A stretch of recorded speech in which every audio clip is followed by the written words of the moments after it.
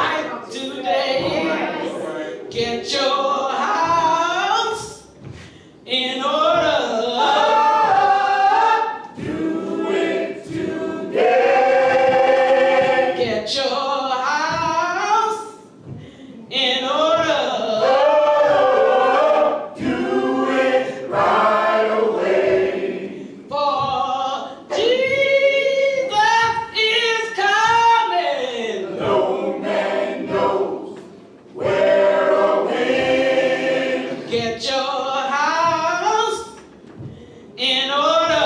Oh, he's coming back again. Listen.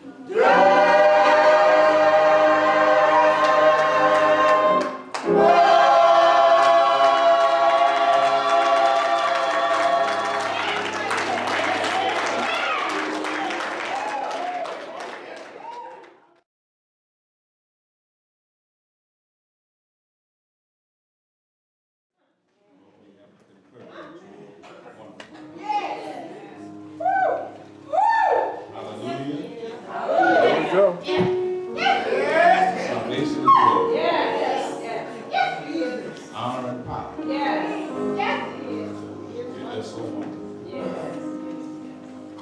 And what a word to describe among the many that do of your greatness and your power. The word wonderful. Yes.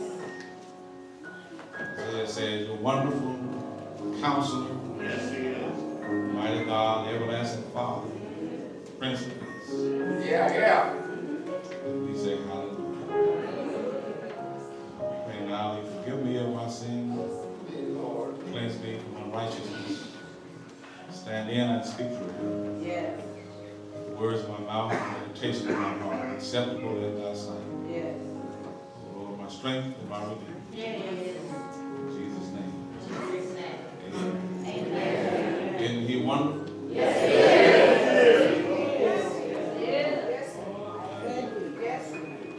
All praises be. Yes. I'm going to preach from a passage that ought to be familiar with you. I've preached from it before, but not in this sermon. So, you might have it marked in your Bibles.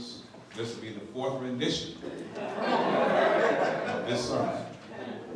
First one was moving out of your comfort zone. Second one was a mother's pain and a son's prayer. All right. Third one is God is just a prayer away. But today, we're going to look at 1 Chronicles 4, 9, and 10. We'll talk about breaking the cycle of a generational curse. 1 Chronicles 4, 9, and 10. Prayer of Jabez. All right. 1 Chronicles 4, verses 9 and 10. Breaking the cycle of a generational curse.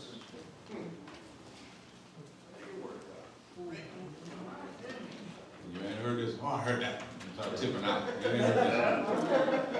Put your finger down and sit down. You ain't heard this.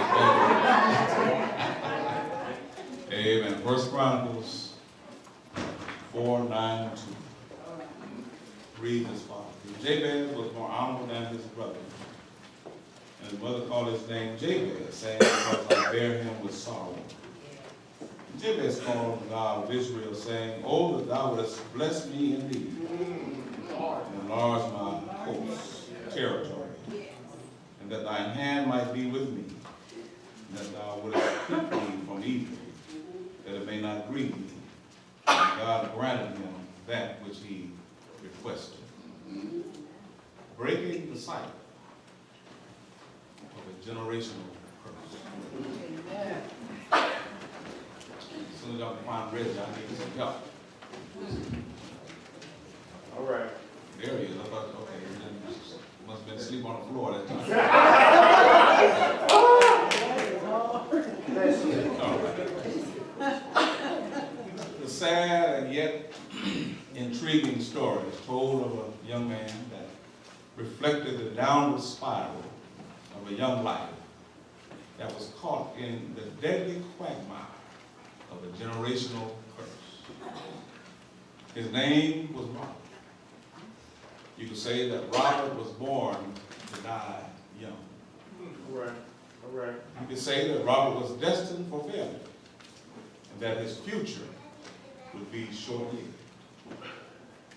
Robert's parents were divorced when Robert was very young. His father was notorious for prostituting women and committed suicide when Robert was at the tender age of 8. At 14, Robert organized his very own street gang and was known for its vicious violence and heinous crimes. At 16, Robert was arrested and tried as an adult and sentenced to prison for 3 drive-by shootings, brutal stabbing, and an armed robbery. The day before he left for prison, Robert's mother was murdered by a rival gang seeking revenge. His stepfather was gunned down 3 months later by the same gang. Wow. In prison, Robert was introduced to lifelong criminals worse than himself. And his bent toward fighting and scheming, even in the penal institution, caused him to be in and out of trouble. Someone decided to take a look at Robert's family tree. And there they discovered that Robert came from a long line of curses. Came from a long line of destructive behavioral patterns. Robert, being the younger and wiser, not only perpetuated those patterns, but he took them to a new level. Unlike most whose heritage hands them a time bomb with a short fuse. Not only did Robert survive, but he was able to break the generational curse that had been passed down to him through his family tree. The good news is that at 20, Robert heard the transforming message of Jesus Christ. At 20, he invited Christ to come into his life, believing in Christ's death, burial, and resurrection. At 20, he heard the wonderful, life-changing news that you don't have to stay the way you are. That's right, that's right. At 20, he heard that there is a power somewhere, a power that can cancel your past, a power that can conquer your problems, and a power that can change your personality. Robert embraced that power. And with that power in his life, he was able to cut himself off from his genetic past. And somehow God hooked him up with a new spiritual background and gave him a new family tree. All right. Came by this morning because every one of us in this room came from a tree. Yeah. Some of you looking at me right now, you're dealing with the fruit of your tree. I came by with some good news. And the good news is that you don't have to stay the way you're born. That's right. There's power and there's hope that can change your life. There's a power that can set you on a new road. There's a power that can open a blind man's eyes. There's a power that can change human nature. Yeah. When I ask you, what's on your tree? No, capital fund asks you what's in your wallet. I'm asking what's on your tree. What did you bring here this morning? You might well go ahead on and admit it. There's some things that have been passed down to you. But rather than admitting it, most of us try to hide what's on the tree. Because every family tree is loaded and laden with generational curses. So-called family secrets. Things that we have been forbidden to tell anybody about. Or things that we're too embarrassed to say. So in our world today, we've decided that we'll just hide the pain. No, you don't have to raise your hand. But there's some people that I just say in Richmond that have some twisted uncles in some of our families. Some crooked cousins. Some fathers and brothers who have done some ungodly things to their daughters and sisters. There's some mixed up mothers who have children that's already born addicted to heroin and crack. But they want to hide the pain and decide to try to live a life passing down curses upon the children.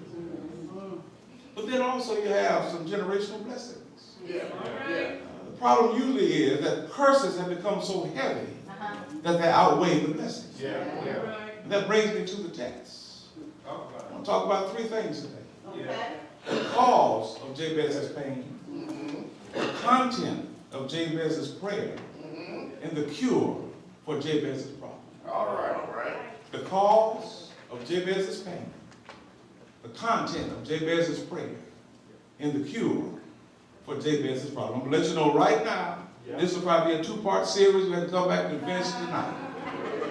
Because it's a long one here. So we got to come back for communion at 5. So we'll finish it at 5. Here we go. And we're not going to make it. So as we look at 1 Chronicles chapter 4, verse 9, it says, and Jabez was more honorable than his brothers. And his mother named him Jabez because she said, I bore him with pain. And look at the cause of Jabez's pain. In Hebrew, the name Jabez means pain. And literally in the Hebrew, it means he causes pain or he is pain. That's that's not an encouraging future. Born and given the name pain. Now we know just about every baby arrives with some pain. Most mothers will tell you that. And I believe that some mothers here can testify about the pain that takes place during childbirth. And we understand that the pain comes along with childbearing as a part of the curse that God placed on us who participated in bringing sin into the world. Genesis 3:16, he says, unto the woman I greatly multiply thy sorrow and thy conception. In sorrow thou shalt bring forth children. So God put a curse on the woman. That was part of her curse for helping participate to bring sin into the world. And that would be in giving birth, you're going to have pain. But what we read in this text is more than that, because something happens around the birth of Jabez that went beyond ordinary pain. You see, usually after the child is born, the joy of the product has a way of eclipsing the pain of the process. But that didn't happen with Jabez. For some reason, Jabez's mother experienced such excruciating pain that she memorialized her pain in the name of her son. All right. They cleaned him up. They got rid of all the afterbirth. They wrapped him up in some clothes. Brought the boy to his mother. They said, what you going to name him? She said, call him Pain. Let me use my imagination for a moment. Perhaps the reason she called him Pain is because she had a traumatic birth process that she couldn't forget. Well, perhaps she experienced the excruciating pain of a breached birth. So she called him Pain. Perhaps her pain was so emotional. Perhaps her husband was an abusive man. She said, call him Pain. He might have even looked like his daddy. And every time she would look at him and he looked back at her, her heart would ache because she would recall and replay the abusiveness she had to deal with from his daddy. all right. Every time she changed his diaper, he's looking at her. Every time she breastfed, he's looking at her. Every time she picked him up in the morning and put him down at night, he's looking at her, and all she could think of is pain. Perhaps his father deserted her during the pregnancy. Perhaps they had 9 children already. She couldn't stand the thought of adding one more mouth to feed. And so because of the financial strain, she said, I just have to call him Pain. Only God knows for sure why she called him Pain.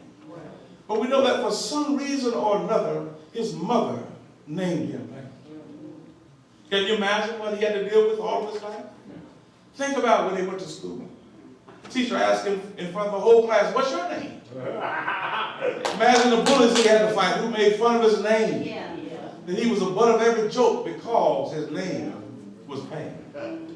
Imagine, if you will, every time his name was mentioned that his mother didn't really want him. But most of all, he had to deal with the fact of not allowing his name to determine his future. You see, in Bible days, when parents would give their children names, it was a wish for the future of that child. And his mother says, this life will be full of pain. And he'll cause pain wherever he goes. Now, therein is the curse. The text doesn't call it a curse, but it describes what a curse is. All right. And before I get into that, let me ask you, what are some curses on your tree? I don't have an exhaustive list this morning, but some of you looking here inherited a spirit of anger, a bad temper, a hostile disposition, a critical spirit, or a lying tongue. Don't raise your hand. I'm just talking about what I'm talking about. That's on your tree. Some of you, from your foreparents and other generations on your tree, have inherited anxiety, a spirit of deceitfulness and dishonesty. Some of you have inherited a spirit of cheating and stealing. Some of you look at your tree, you see pornography and sexual abuse. You see adultery and fornication. And you have inherited that from your tree. You've been struggling with it. And then some of you have inherited a spirit of arrogance and pride. Some of us have inherited a spirit of overeating. Some of us all kinds of various kinds of spirits from our forefathers. And the tragedy is we don't know how to break the tree. And what we've inherited from our family tree has caused us problems all of our lives. Now the curse that Jabez inherited was a word curse. There's a curse of word. Now I'm not talking about cussing. I'm talking about a curse. In the Bible, they would speak a curse as well as they speak a blessing. Jesus passed by a fig tree one day and he cursed the tree with words. Just like that could happen in nature, it could also happen in your life. Yes, sir. And some of us here today are still dealing with the sting of some curse that was passed on to us by some school teacher, some coach, or some employer from our jobs. You know when they told you that you were stupid. Your parents, you shouldn't use that word with your children because you pass it on a word curse. When you say you'll never be any good, you pass it on a word curse. When you say you crazy old fool, you pass it on a word curse. And you know this one, you just like your old no good daddy. You pass it on a curse. Or when you say you're going to grow up to be like your no good, no count mama, you pass it on a word curse. That's what Jabez's mother passed on to him, naming pain. She put a curse on him by labeling him with a negative name. I remember some of mine. They started at Nicholson, started at Chess, and even at Richmond High. Teachers tell you that you aren't college material. They told me, don't worry about college. You go to the factory and work. But they were telling other kids, go to college. And it made it appear like they were giving us a head start in the workforce versus extending our education. Tell me, yeah, you made honor roll this time, but that wasn't as good as some of the other students. I'm getting a 3.4 and 3.2, I'm happy. Matter of fact, I was just trying to see my way through school. Y'all missed that. I'm getting 3.4 and I was happy. But it wasn't good enough. And for years, I had in the back of my mind the fear of failing because I had to deal with a word curse that started at school. But thank God, 4 years ago, he allowed me to get my doctorate degree. Despite the naysayers, despite the doubters and discouragers. It took me a little while, but God enabled me to move beyond those teacher and guidance counselor word curses to get straight A's. What's your word curse? What is it? Is it what mama said? Is it what daddy said or some family member? You have the audacity to say the old rhyme, sticks and stones may break my bones, but words will never hurt me. Now that's one of the biggest lies. Words will hurt you. And sometimes words will hurt you more than sticks and stones. Words cause people to leave church. Words can terminate friendships. Words can end marriages. Words can destroy churches and kick up and stir up church fights. The choir is about stirring up the gift, but words can stir up some mess in church. And parents, be careful what you say to your children. Because words are like footprints in wet cement. They make a lasting impression that'll be with your children for the rest of their life. Jabez had a word curse to deal with. Before we move along, let me say this real quickly. In order for us to understand generational curses, we got to understand the law of generation and the law of generationalism. The Bible in Genesis 1 gives us a law of generationalism, and it says, and everything produces after its own time. Jesus talked about this generational law. In Matthew 7:17, he says, even so every good tree bringeth forth good fruit, but a corrupt tree bringeth forth evil fruit. Now he's not just talking about trees and fruit, he's talking about the law of generationalism. You ladies need to know what mom and daddy and grandma and granddaddy would talk about when you brought that brother by the house. And they question you, who's his daddy? Who's his mom? They understand or understood generational law. And then you get all upset. You just don't like my friends. Anybody bring here, you want to know who their mama and their daddy is, you run off to the little cry. But they understood an apple don't fall far from the tree. They understood there was something called generational law. And you better find out because it might be your cousin. You know that's your cousin, don't you? You talking about getting married to your cousin. You need to find out who your mama and your daddy is. And unless you have a catastrophic experience in your life, you're going to be just like your daddy. You're going to have to deal with your daddy's demons and your mama's mess. Read it for yourself in Genesis 1. The birds produce after their own kind. The beasts produce after their own kind. The ground produces after its own kind. You don't see a watermelon sprouting apples and oranges. Everything produces after its own kind. Yes, sir. So before you come strolling down the aisle with this brother you met, trying to get your daddy to give you away, you need to find out if his daddy didn't go to church. I don't care what he said to you. On Sunday morning, he ain't going. He gonna be home watching the game just like his daddy. Young man, if the mother don't respect her husband, she probably ain't gonna respect you. I can hear you thinking to yourself that there's exceptions to everything, Pastor. You know, I hear what you said, but there's exceptions. You know, you don't know him. And I'll talk about the exception, but there ain't but one exception. I haven't gotten to that one yet. You go to the doctor early on when you're young, he doctors on you. But as you get older, he starts doctoring on your whole family. He say, well, tell me about your daddy. Tell me about your mother. What did your mother die of? When did your brother die of? How old was your brother? When did you discover that your sister had diabetes? You see, when I'm young, he doctors on me. But when I get older, he doctors on the tree in me. He wants to know my history. Because he knows there's a law of generational disease. There's diabetes in my family. There's high blood pressure in my family. There's heart failure in my family. And what God is saying, just like there's a genetic law, there's also a spiritual law. If your family is prayerless, your children will be prayerless. I don't care how much they say they don't like you when they grow up, they're going to be just like you. I don't care how much you say you don't want to be like your daddy. If you don't meet Jesus, you're going to be just like, oh, did I just say Jesus? Did I just say Jesus? There is hope. You don't have to be like your dad. There is another way. You don't have to be like your mom. There is another law. His name is Jesus. To be in Christ is to be a new creature. Old things are passed away. Behold, all things are become new. I can do all things through Christ who gives me strength. I don't have to be like my daddy because of Jesus. I don't have to be an alcoholic if my daddy was a drunk because of Jesus. I don't have to be a prostitute like my mama was because of Jesus. I'm trying to move on, but because of Jesus. My daddy might have been alive, but I don't have to be like him. He may have been on drugs, but I don't have to be like him because I'm not a new daddy.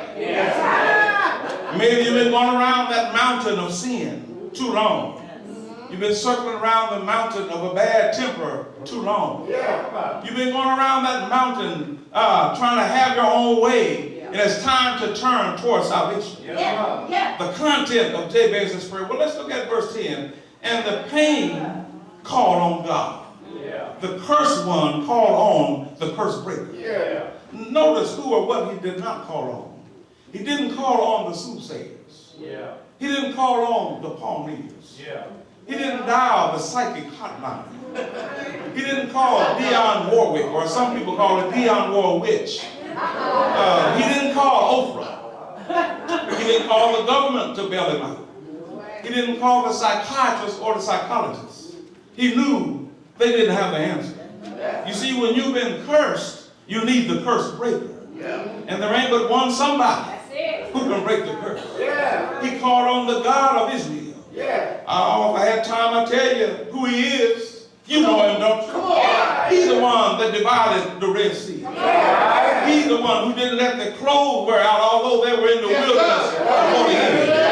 He's the one who pulled back the waters of the Jordan and then walked over on dry land. He's the one who held Jonah while he was in the belly of a fish. He's the one who stepped out of nowhere, stood on nothing, reached out into nowhere, caught something, something on nothing, and said, let there be, and there was.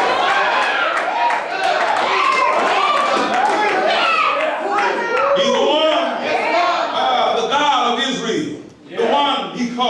So when you need a curse breaker, Yes, sir. call on the God of Israel. Yes, sir. You know how to call him, don't you? You can call him Father. Yeah. You can call him Jehovah Jireh. Yeah. You can call him Jehovah Nisi. Yeah. You can call him Jehovah Shalom. Yeah. You know how to call him, don't you? You can call him Elohim. Yeah. You can call him El Shaddai. You can call him El Elyon. I call him Jesus. A good friend, Dr. Timothy Glenn, in Mount Olive Baptist Church in Fort Worth, said it best. He said, he's Mary's baby, Joseph's stepson, Elizabeth's nephew, James and Jude's big brother. You know him, don't you? He's Abraham's friend, Isaac's substitute, Moses' rod, and Miriam's son. Jesus, he's David's shepherd, Solomon's wisdom, Samson's power, Isaiah's lamb, Jeremiah's balm, Ezekiel's wheel, and Daniel's stone. You know him, don't you? He's Matthew's king, Mark's servant, Luke's physician, John's word made flesh, and Paul's gospel. The old folk used to say, he made a way out of no way. And he's a friend that sticks closer than a brother.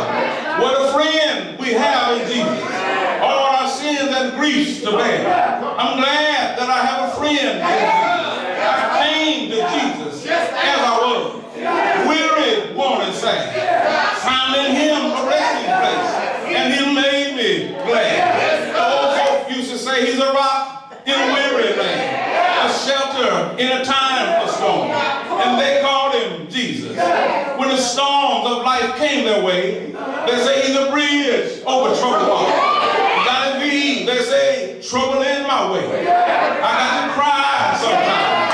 I lay awake at night, but that's all right. Jesus will fix it after a while. And one Friday on Calvary's mountain, he fixed it for me. He died in my place. One Friday, he took the curse of sin and shed his blood for my sin. But early Sunday morning, got up with all power in his hand. Power over sin, power over Satan, power over sickness, power over curses, power over death, power over demons,